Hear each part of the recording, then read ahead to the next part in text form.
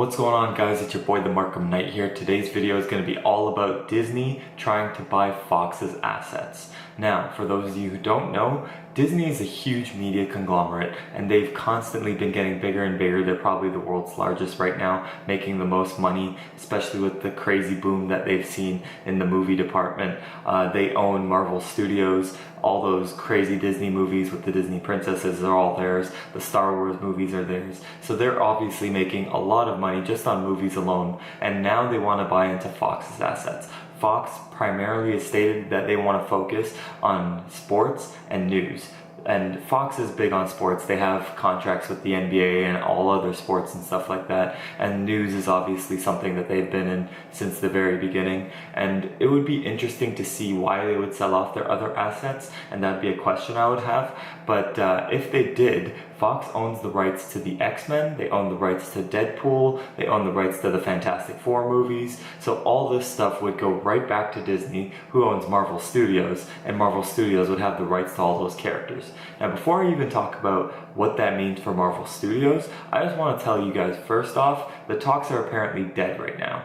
But even before talking about why the talks are dead, the question should be, why would Fox want to do this? I mean, it's a very bold move to focus primarily just on sports and focus primarily just on news. Why would Fox want to do this? One, it cuts down expenses. And some of these other TV shows and movies and stuff that they've done have not been making the kind of money that they've been making in the past. And that might be one reason. Another reason might be just having the talks alone has seen a big surge in their share prices, and it went up about almost 9% for them. A little bump for Disney, about 2.5%. So obviously it does make sense in terms of just releasing that information to the public. Kind of does big things for their shareholders, basically. But even if you don't do that and you don't look at that part of it, if you look at what that does for Disney, Disney gets bigger and better, obviously. Fox, if they focus primarily on sports and news, they cut down their expenses by a lot. There's less of the unknown in there. They know that they got a lot of their sports locked down when they have their contracts and everything with the NBA already set in place. News is something that they've always been doing, even though it's controversial who they've hired and they kind of have an agenda, it seems, with the news and how they present it. But again, that's not for me to speak about. It's so much about what Fox wants to do. And it would be interesting to see if Fox really wants to make that move. Now, before I talk anything more about that, I want to go into what this means for Marvel. Because yeah, we know about Star Wars and everything, and Disney's big with the Disney princesses and everything, but Marvel Studios has been making Disney a lot of money.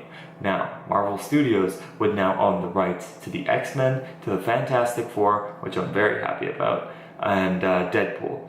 Deadpool, I really don't want to see anything changed in Deadpool.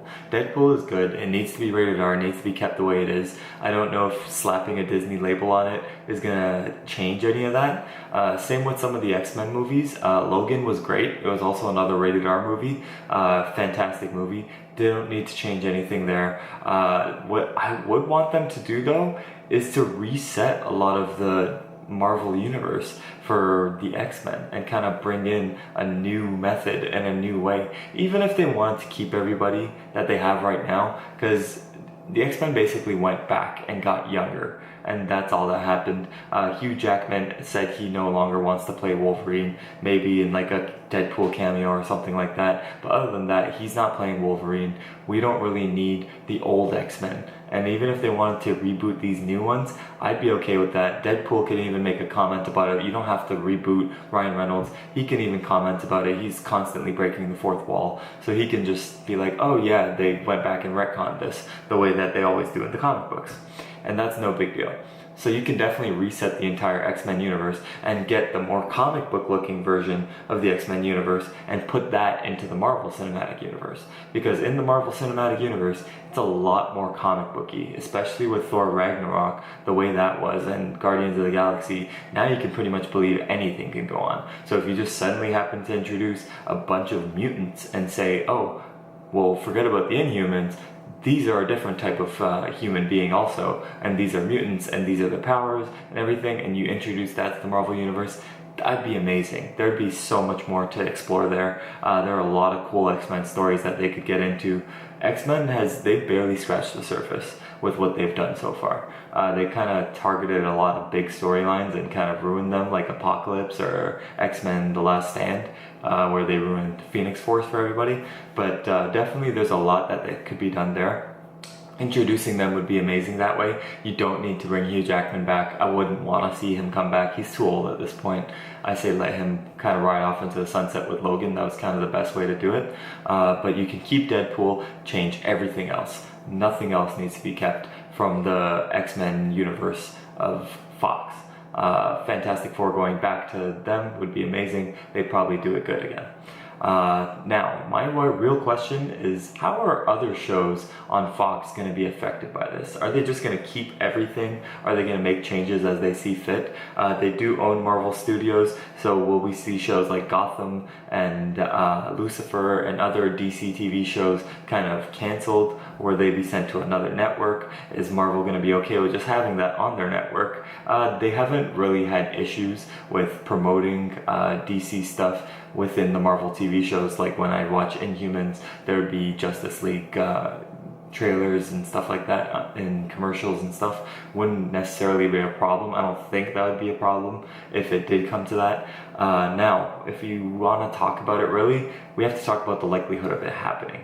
The talks are now dead. Why are the talks dead? We don't know exactly, but we do know that there's nothing else going on right now. What they discussed was something that they couldn't come to a deal or an agreement or anything. They might have just released the information that they were talking to kind of get that stock shares back up in the air. Other than that, chances of it happening, DC is a huge company. Disney's a huge company. And Disney's, as big as they are, they do want to have their X-Men characters back. And they have talked about bringing them back in the past. Whether they'll get them back or not remains to be seen. We can't know for sure. I think somewhere down the line, Disney, as big as they are and as much money as they make, they've been making a lot of money in the movies and everything else with Star Wars and all the other stuff. They've been making a lot of money, and it'd be interesting to see them get back the rights of the X-Men and try and get that and try and get everything back. And Fox, if they're open to it, opens the door for the future. So I do have my fingers crossed. I do want to see them get the X-Men back because I do want to see the X-Men done justice on the silver screen. Tell me what you guys think. This is the Markham Knight telling you to like, comment,